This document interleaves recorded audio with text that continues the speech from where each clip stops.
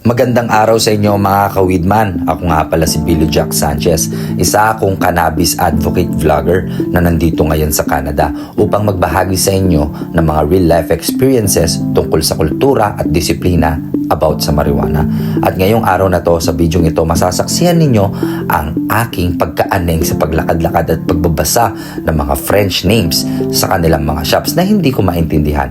At sa vlog na ito, aksidente nating nakilala ang isa sa mga pro boxer na si Mr. Jack Lemire na maaari nyo siyang mapanood sa YouTube by searching his name at i-include nyo na rin na boxer kasi may Jack Lemire na sikat na isang hockey player. At bago natin simulan ang vlog na ito, gusto ko nga pala mag-disclaimer. This program may contain scenes and materials not suitable for children. Parental guidance is advised. Viewer discretion is advised. Please enjoy the video mga tol. Sana matuto kayo. Panibagong araw na naman para tayo mag-enjoy habang nandito tayo sa Canada. Halos na isang buwan na rin tayo pala na nandito. At ngayong araw na to, susubukan ko mag-ensayo ulit. At talagang puro ensayo lang talaga ang ginagawa ko sa pag-gym, pagpapaganda ng katawan. At syempre, lagi kong may kaakibat na joint yan. Ayan, tutok natin. I-smokin natin to, tol.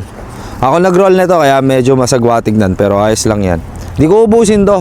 Papatayin ko rin, tapos ilalagay ko ulit dito. Sasawsaw ko sa snow.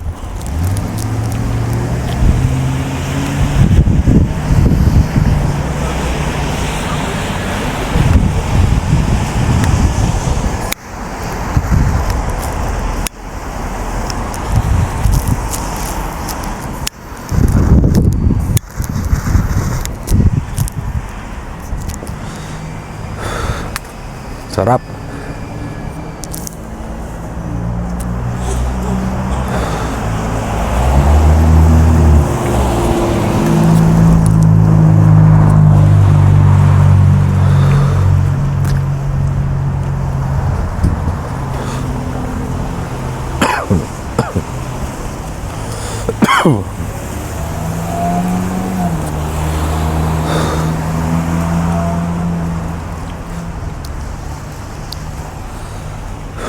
Okay na ako doon.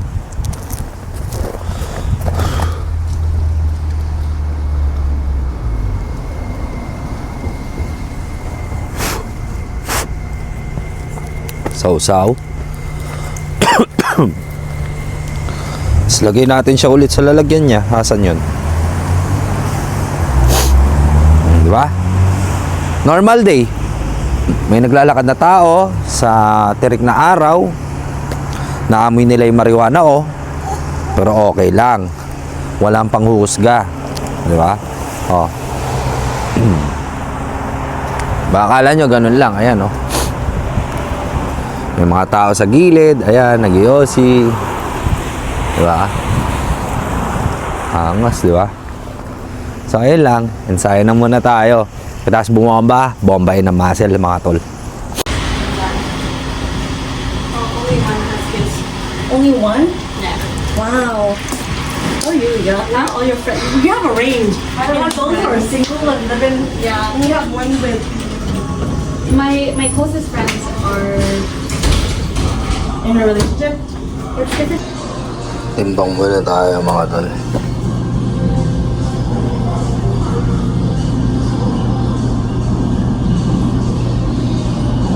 Hoy! Bro, 80 kilos tayo last time, 77 na lang. Ulitin natin.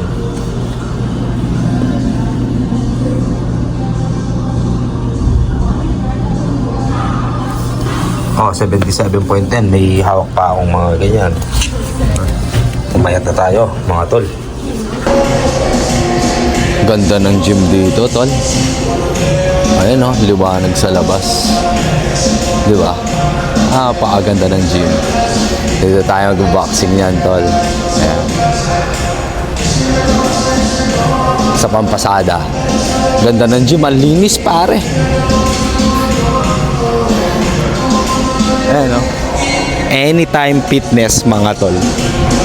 Ngayon, ilang araw pa lang, 3 kg na yung nabawas sa atin, mga tol. Ilang araw pa lang yun. Stay dedicated, mga tol. Tara, boxing na tayo.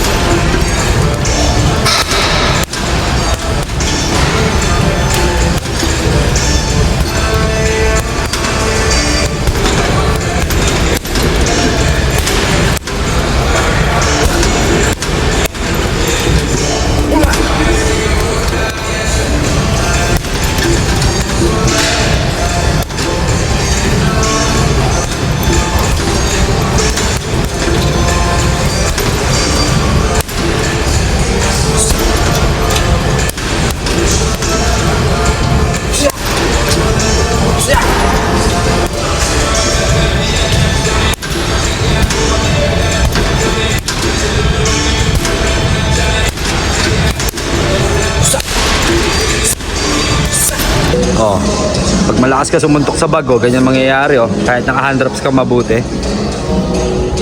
Lakas ko sumuntok. Sumuko na nga yun sa unboxing gloves, eh. Saan ba yun? Sumuko na sa sobrang lakas, pare. Ayun, oh. Masuko na sa impact. Saan tayo dito, mga tol? Check nyo. Ayan na yung natatakbo ko sa loob ng 22 minutes. 190, almost 195 calories na. Sayo.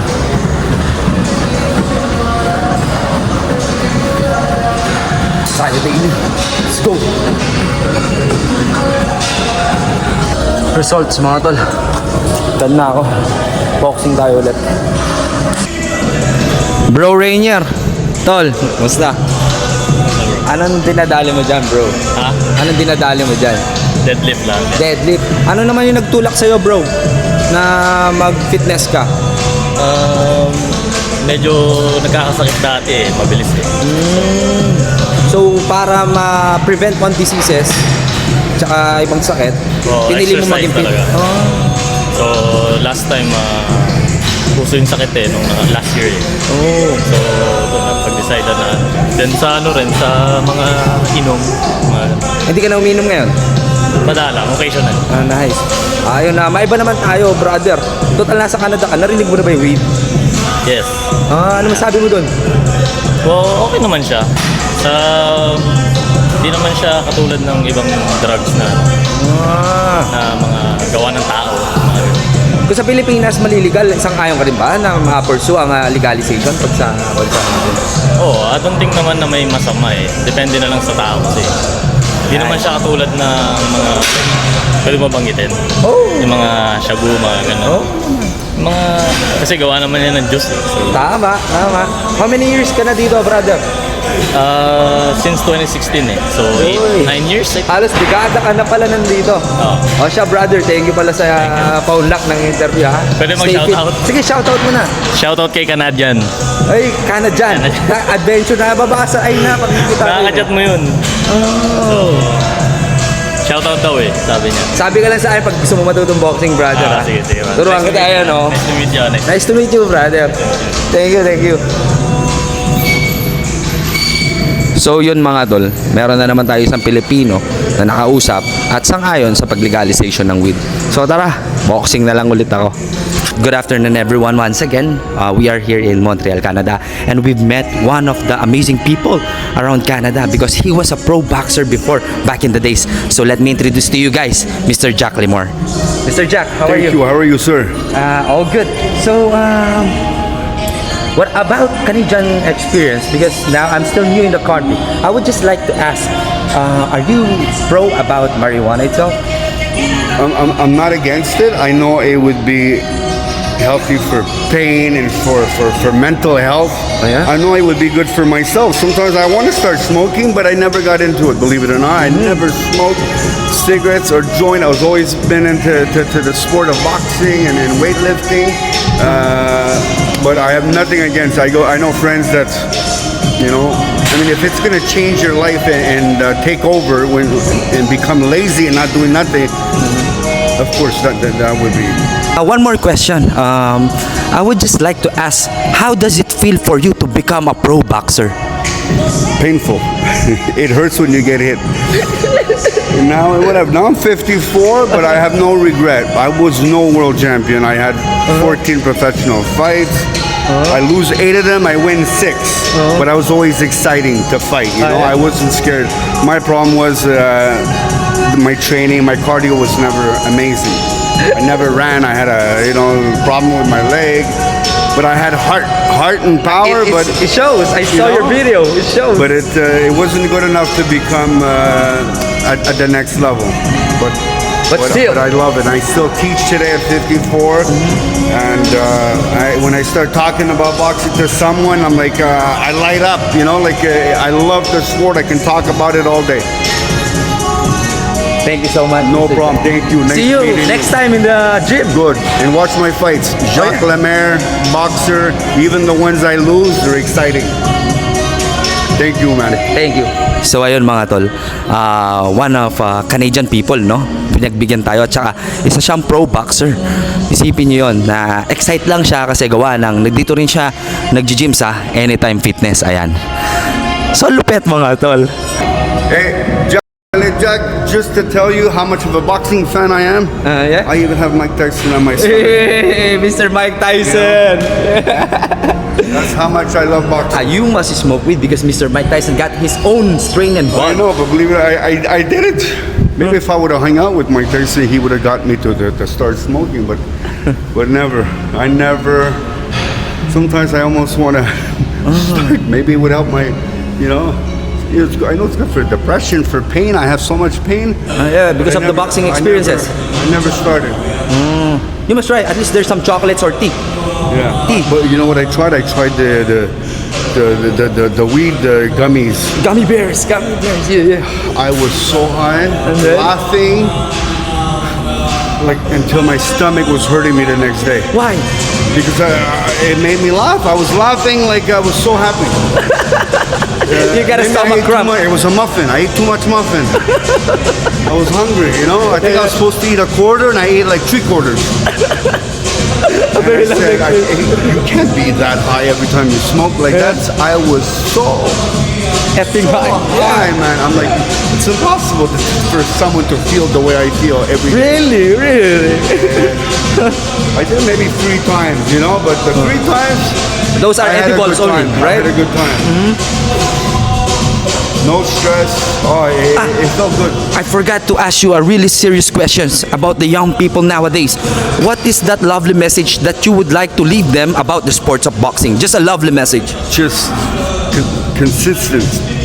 Just start going to the gym and 3-4 days a week. Fall in love with the sport. It becomes rehab. Me, I train not for the way I look. It's more for your mind. I've been training since I'm 12 years old. I'm 54. I've been throwing punches for 40 years. It saved my life. I never got into drinking or drugs. Like why? Why? That's a wow, brother. That's You a wow. know, I when I wish I would have no pain and maybe even be a little bit fat. I don't care about the shape. It's more I enjoy the working out. You know, when the young kids they train harder in the summer because of the girls. You know, like why don't I train for me for you know? Why don't you train harder in the winter time? Yep. Like it'll save your life. Save your life. You know. Thanks, Mr. Thank Jack. you, guys. Thank you. Sorry to bother. Anyways, thank you. Watch me. Follow me on Facebook. I as will. well. I'm Okay? gonna follow you, Billy Jack. Yeah. Good, Billy Jack. Ay, solid pare. Nakakakilala tayo ng mga lokal dito at walang masama tungkol sa marijuana. Ayan mga tol, pauwi tayo na ikot tayo ng bus kasi nakilala natin si Jack, bro. Si Jack Lemire. Di ba? Lumita boxer yung pro, boxer yung pare. Di ba? Na-engganyo sa galaw ko pare. Ayun, ito yung nilalakad ko tol, papunta dun sa amin pare. Underpass. Check natin yung mga graffiti dun, no? Check it out yung mga graffiti. Wak! Sa Lawasaw din sila, no? Sabi nila art daw yan. Pero sa bansa natin, wag yung gagawin yan, ha? Sa Lawasaw, baby yan, tol. May pagka sa Lawasaw din sila, eh, no? Diba sa Pilipinas, may pulis sa ilalim ng tulay. Masasabi ko dyan,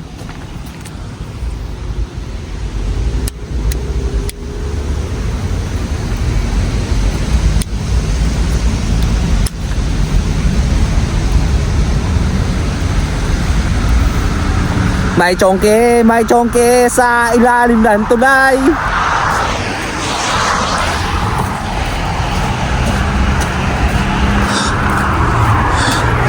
Nakadayo, no? May chongke. May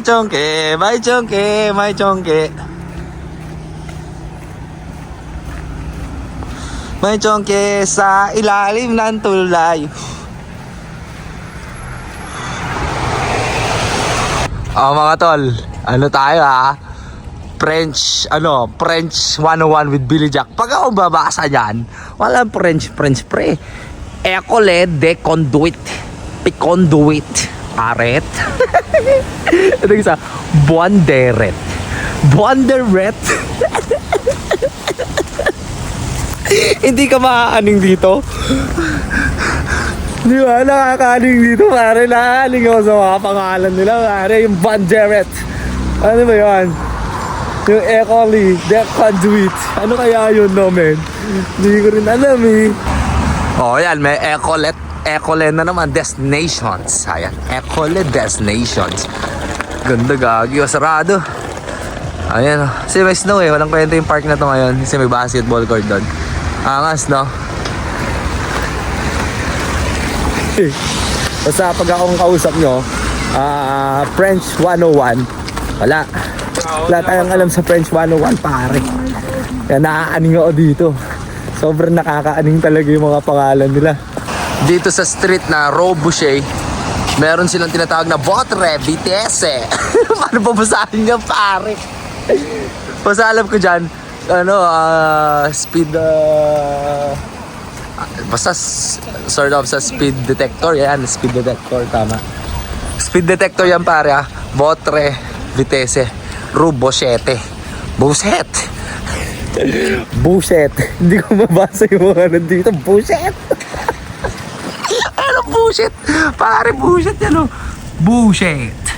Robuchet. Votre Vitesse. Natatawa ako sa sarili ko, man. Ayun na, tingnan natin anong speed niyan. Tingnan natin, madedetect. Ha? Ayun, 32 daw speed niya. Ayun, oh. 32. Uy, 42 na, pare. Oh, 41. Mamadali yun, oh. 39, overspeeding siya, pare. Overspeeding, gago. Overspeeding siya, nagmamadali daw siya, men. So ayan, andito tayo sa street ng Robuchet. Magbasa pa tayo ng mga shop dito. O ito, paano basahin yan? Arret de Autobus. Di ba? Pag magbabasa yan, Arret de Autobus. Lahat tayo mga tol. Grabe. Ito. Ano yan? Park Nelson Mandela. Yan, park ito ng... Aba, si Mr. Nelson Mandela dito pala. Hindi ko lang mabasa. Wala bang English ito? Ang sabi, Nelson Mandela, 1918 to 2013. Opposant de la segregation. Racial et premier President Nord el Afrique du Sud en 1990. Il a fait une visite memorable a Montréal y uno des premiers villes du monde a avoir milité activement contre el apartheid. Dito yan sa Côte des Neiges. Ayun o, Côte des Neiges. Notre-Dame de Grace, Montreal. Entry T-Entry 11. Ano ba naman yung mga iyaan? Aha! Pinapasakit ako ng ulo ng mga to. Totoo, pinapasakit yung ulo ko ng mga to, pare. Naiinis ako. Expect ko mag-i-enjoy ako, tol. Tayo na, nahihilo, gago, nakakaling ako sa mga pangalan ng mga shop dito, man. Sobrang nakakaning gago. Di ko alam yung iba, eh. Ayun, no, meron. Aliments and Exotics. Ayan, Aliments Exotics. Di ba? Ayun, meron din madali. Ayun, Royal. O, di ba, madali yan. Ito. Dito, maaning kayo. Pare-parehas na tayo maaning, pero wag nyo akong kukontrain. Napapraning ako dito, pre. Tingnan nyo naman yung pangalan ng KFC nila dito, pare. PFK, man. PFK, bro. PFK. PFK pala yan, tol. Ang original pala niyan, PFK. Ito ba yun? Di ba KFC yan? KFC, paano naging PFK yan, brad? Sa ulo, man. Sa ulo ko, man. Sobra, man. Kakaibang mundo ng Montreal, no?